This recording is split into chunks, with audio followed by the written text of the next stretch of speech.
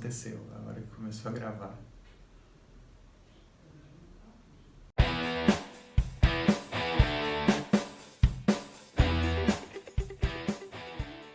Fala pessoal, nesse segundo vídeo da série de máximos e mínimos que a gente vai fazer, a gente vai falar um pouquinho sobre extremos locais e diferenciabilidade. Mais especificamente, a gente vai querer provar essa proposição aqui, ó. Se a gente tiver uma função f definida no intervalo aberto AB, diferenciável, e x0 um ponto nesse intervalo AB, que é um ponto de extremo local de f, então a derivada da f nesse ponto é zero, ou seja, a inclinação da reta tangente aos pontos de extremo local dentro do intervalo aberto AB são sempre zero, então as retas tangentes são horizontais. Que é o que acontece nesse exemplo aqui, nesse desenhinho, por exemplo, desenhei o gráfico aqui de uma função f diferenciável definida no intervalo aberto AB, ou seja, a gente vê que aqui no A ela tem uma assíntota, no B ela não está definida, e a gente vê que para todos os pontos de extremo local que eu destaquei aqui, as inclinações das retas tangentes são zero, ou seja, a derivada da função f nesses pontos é zero. Então isso é uma propriedade geral que a gente vai demonstrar agora para usar isso mais para frente quando a gente estiver buscando extremos locais, certo? Veja que isso aqui é se eu já tenho um extremo local, então a derivada é zero. Quer dizer, para eu buscar extremos locais, eu já vou partir de pontos onde a derivada dá zero, certo? Então, vamos mostrar essa proposição e para isso a gente vai precisar lembrar de três coisas. A primeira, como eu sempre gosto de lembrar, é que uma função f ela é diferenciável num ponto x0 se esse limite de f de x menos f de x0 sobre x menos x0 existe, e a esse limite a gente dá o nome de f' de x0, que é a derivada. A gente diz que a função f no intervalo aberto AB ela é diferenciável, como aqui nessa proposição, se a f é diferenciável em cada x0 de AB, ou seja, para cada ponto x0 de AB, esse limite aqui existe, e para cada ponto a gente chama ele de f' de x0. E a gente vai lembrar de um resultado lá de limites, que é o teorema da conservação de sinal no limite. Que é assim, se eu tiver uma função h, que para todo x que é suficientemente próximo de x0, a h de x é maior ou igual a zero, ou seja, perto do x0, a h de x é sempre maior ou igual a zero, e esse limite aqui, quando x tende a x0 da h, existe, então o limite conserva o sinal da função h, ou seja, o limite é maior ou igual a zero, certo? Se uma função fica maior ou igual a zero e tem um limite, esse limite obrigatoriamente é maior ou igual a zero. Lógico que aqui vale também esse teorema da conservação do sinal se a gente trocar o maior ou igual a zero por menor ou igual a zero, e aí o limite fica menor ou igual a zero, certo? Então vale com os dois, para maior ou igual e para menor ou igual. Então, lembrando dessas três coisas, a gente consegue fazer a demonstração dessa proposição. Então, lembra que nós temos uma f de AB em R diferenciável e x0, um ponto no intervalo AB, tal que é ponto de extremo local de f. Ou seja, ou ele é um ponto de máximo local, ou ele é um ponto de mínimo local. Para quem não lembra quais são essas definições, eu vou deixar linkado aqui na descrição do vídeo, o vídeo anterior, que é onde a gente faz todas essas definições de máximos locais, mínimos locais, extremos locais e assim por diante. Certo? Então, ele é um ponto de extremo local. Eu vou fazer a demonstração no caso em que ele é um ponto de máximo local. A demonstração no caso em que ele é ponto de mínimo local é basicamente a mesma, mudando os sinais. Então aqui, vamos só trabalhar no caso se x0 é ponto de máximo local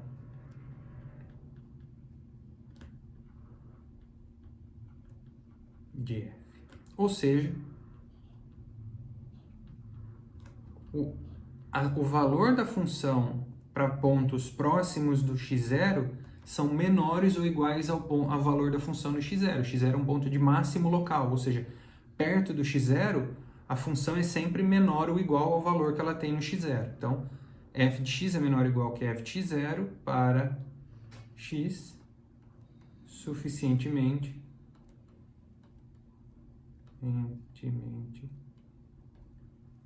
próximo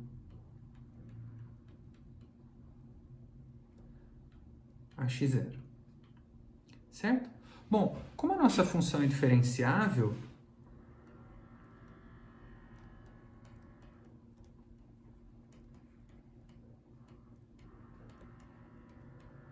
a gente sabe que existe a derivada, ou seja, existe o f' do x0, que nada mais é do que o limite, quando x tende a x0, de f de x menos f de x0 sobre x menos x0, certo? Mas veja, né? Então, vamos ver o que acontece aqui num primeiro caso. Para x maior do que x0, a gente tem o seguinte.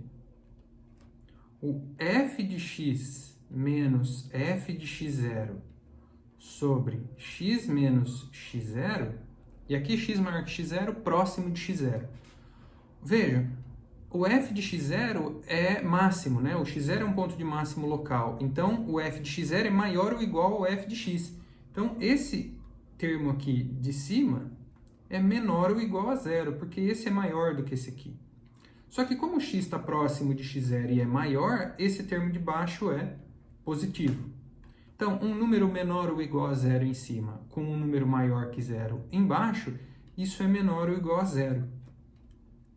E assim, do teorema da conservação de sinal no limite, que funciona também para limites laterais, o f' do x0, que também é o limite de x tendendo a x0 pela direita de f de x menos f de x0 sobre x menos x0, como essa expressão é sempre menor ou igual a zero, o limite preserva o sinal. Então, o limite é menor ou igual que zero. Ah, e por que eu usei o limite à direita?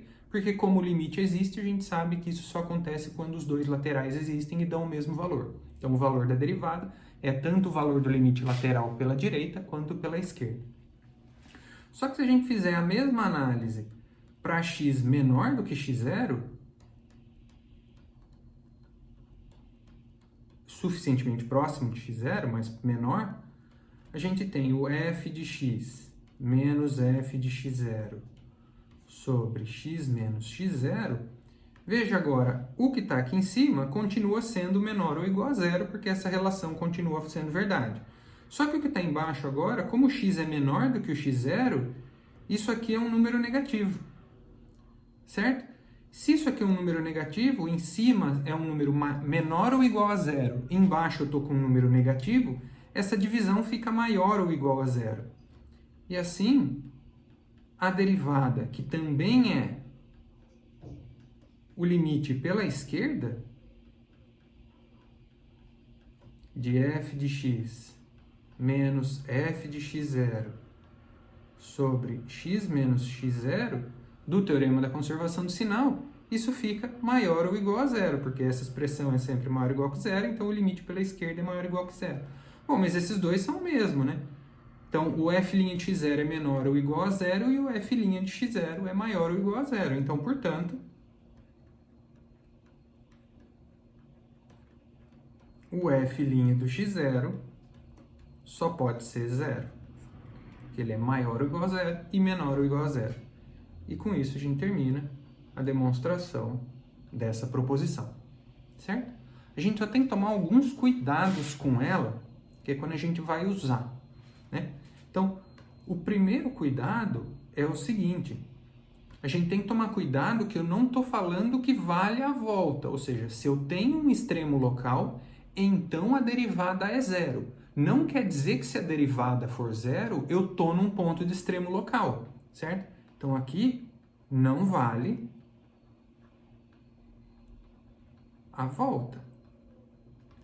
Se a gente pegar, por exemplo, a função x ao cubo, a gente tem o f' de x é 3x ao quadrado e o f' do zero é 0. Mas o zero não é extremo local de f. O zero para a função x ao cubo não é nem máximo local, nem mínimo local. Por quê? Qual que é o gráfico da função x ao cubo? Se a gente lembrar dele, ele é assim, né? O gráfico da função x ao cubo é uma coisa parecida com isso aqui. Certo? Meio fora de escala e meio diferente do que se a gente fosse plotar num gráfico mesmo, mas ele é parecido com isso.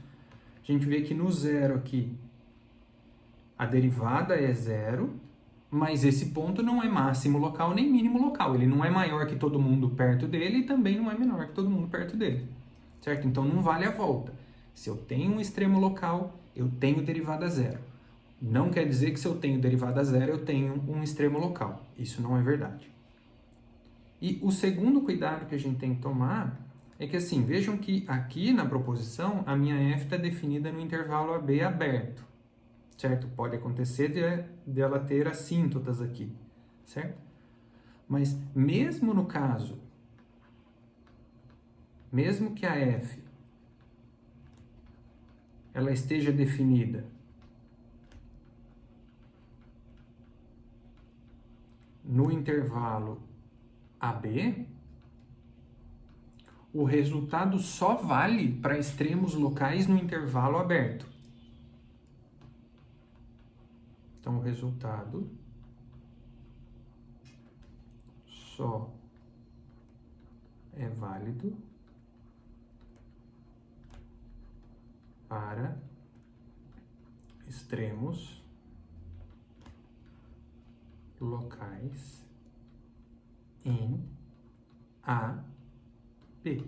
Então, é só se eu tiver um extremo local no intervalo aberto que isso é verdade. Se a gente pegar, por exemplo,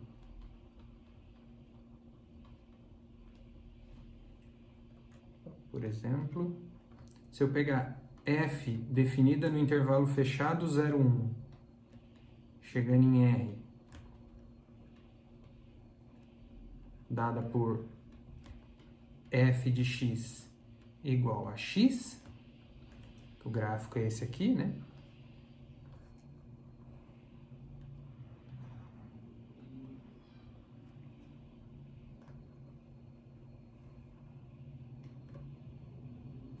Então, aqui eu estou no 1